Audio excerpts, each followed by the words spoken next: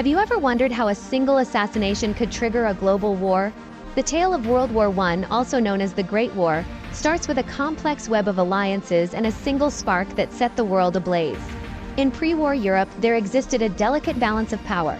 Countries were divided into two main camps: the Allies, which included France, Russia, and later the United States, and the Central Powers, primarily Germany and Austria-Hungary. These alliances weren't just amicable partnerships, they were strategic agreements, designed to maintain a sense of equilibrium on the continent. But this balance was fragile, and it took just one event to upset it. That event was the assassination of Archduke Franz Ferdinand of Austria-Hungary in June of 1914. This wasn't just a political murder, it was a spark that ignited a powder keg of tensions that had been building for years. The alliance system, a network of treaties and agreements between these nations, was designed to prevent war. But in reality, it acted more like a domino effect. When one nation went to war, its allies were bound to follow. As a result, the assassination of one man led to a chain reaction of declarations of war, dragging nations into a conflict that none of them truly wanted. This was the beginning of World War I, a war marked not just by its scale and devastation, but by the complex political and military strategies that underpinned it. It was a war where every move on the battlefield was mirrored by a move on the political stage, where strategies were as important as bullets, and where the lines between friend and enemy were often blurred. The stage was set, the players were in position, and the world was about to witness a war like never before. Scene script. Each side had its own goals and motives, but what exactly were they fighting for? World War I was more than a series of battles. It was a conflict of ideologies, each side propelled by its own vision of the future. The Allies, comprising powers such as France, Russia, and the United States, had a common goal: to curb German aggression. They saw a rising Germany as a threat to the delicate balance of power in Europe. Therefore, their fight was one of preservation, of maintaining the status quo. In contrast, the Central Powers, with Germany at the helm, had a different agenda. They sought to maintain and expand their influence, to assert themselves on the world stage. Their fight was one of ambition, of carving out a future where they held sway. However, the war was not fought on military strategy alone. It was fueled by powerful ideologies: nationalism, militarism, and imperial ambitions. Nationalism, the belief in the superiority of one's own nation, stoked the fires of conflict. It was a call to arms, a rallying cry that united people under a common cause. Militarism, the glorification of the military in war, played a significant role as well. It was seen as a means to an end, a way to achieve national objectives. This belief system led to an arms race, a competitive buildup of military might that only heightened tensions. And then there was imperialism, the desire to expand territories and influence. This ambition drove nations to seek new lands, to extend their reach. It was a game of chess, with nations as pawns and the world as the board. The stakes were high, and the world was becoming a chessboard of power and dominance. As the ideologies of nationalism, militarism, and imperialism clashed, the stage was set for a conflict that would reshape the world. The Great War was a battle of ideas, a struggle for the future, and as we'll see in the next segment, it was a conflict that would draw in nations from around the globe. As the war unfolded, alliances formed and intensified the conflict. But who joined whom, and why? As the drums of war started beating, nations began taking sides, forming alliances that would shape the course of the conflict. The Allies, initially consisting of France, Russia, and the United Kingdom, sought to check the aggression of the Central Powers, led by Germany and Austria-Hungary. The United States, initially a neutral observer, was drawn into the fray in 1917 due to unrestricted submarine warfare by the Germans. Their entry was a significant turning point, providing fresh troops and resources to the beleaguered Allies and tipping the balance in their favor. On the other side of the spectrum, the Central Powers faced their own challenges. Internal struggles and political turmoil, particularly in Austria-Hungary and the Ottoman Empire, weakened their position. Yet, they fought fiercely, driven by the desire to expand their territories and secure their influence. As these alliances formed and solidified, the world was drawn into a direct and brutal conflict, the likes of which had never been seen before.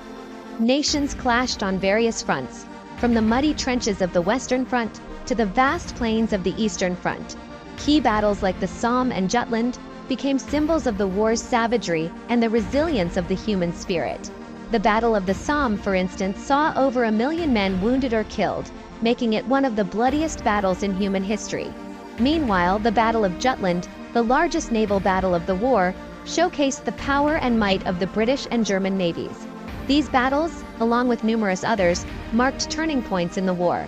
They tested the mettle of soldiers, the strategies of generals, and the resolve of nations.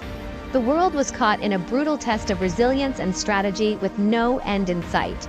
The war wasn't confined to Europe, it quickly spread, engulfing other parts of the world. But how did this happen, one might ask? Well, the complex web of alliances and colonial ties meant that the war soon seeped into the Middle East and Africa. The Ottoman Empire, aligned with the Central Powers, opened up a new front in the Middle East. This triggered the involvement of British and French colonies from Africa and Asia, further broadening the scope of the war. The war was not just a military affair, it had a profound impact on civilians too. As territories were occupied and borders shifted, the lives of those in the war zones were turned upside down. Food shortages, forced labor, and the constant threat of violence became an everyday reality for millions. In Africa, the war intensified existing rivalries and conflicts. European colonies were drawn into the conflict, with soldiers from places like Nigeria and South Africa fighting in battles far from home. The war also saw the introduction of new technologies that would change the face of warfare forever. The tank, for instance, made its debut on the battlefields of World War I. This mechanical beast, capable of traversing difficult terrains and withstanding heavy gunfire, revolutionized ground warfare. Another game-changer was the use of chemical weapons. The horrific impact of these weapons, especially gas attacks, marked a grim turning point in the war. They brought a new level of terror to the battlefield, affecting both soldiers and civilians alike. The spread of the war also saw the rise of unconventional warfare. Guerrilla tactics and insurgency became common in the occupied territories, adding another layer of complexity to the conflict. The Great War was not just a series of battles between armies. It was a global event that altered the course of history and reshaped societies. The war was changing the world, and the world was changing the war. The end of the war brought about drastic changes, but how did it reshape the world map? With the armistice of November 11, 1918, came a new world order. The once mighty empires of Europe crumbled, making way for new nations to rise from their ashes. Countries such as Czechoslovakia, Poland, and Yugoslavia emerged, each with unique identities and aspirations. The world map was redrawn, its familiar contours reshaped by the heavy hand of conflict. But with these new borders came new challenges, as nations grappled with their newfound independence and the lingering scars of war. In the wake of such upheaval, the League of Nations was formed. Its aim? To foster international cooperation and to prevent further conflicts. A lofty goal indeed. The war might have ended, but its impact was just beginning to be felt. The world had changed, and the map along with it. A new era had dawned, etched in the lines of a new world map. There's more to World War I than battles and politics. What are some lesser-known aspects of the war? Let's dive in. The Christmas Truce of 1914 was a remarkable moment when troops on both sides laid down their arms to celebrate Christmas. They sang carols, exchanged gifts, and for a brief moment, the war was forgotten. Equally intriguing was the use of carrier pigeons. These birds were the unsung heroes, carrying crucial messages across enemy lines, often under heavy fire. The war also left an indelible mark on art, birthing movements like Dadaism, a form of artistic anarchy born out of disgust for the social, political, and cultural values of the time. Finally, let's not forget the Harlem Hellfighters, an African-American regiment that fought with distinction, despite racial discrimination.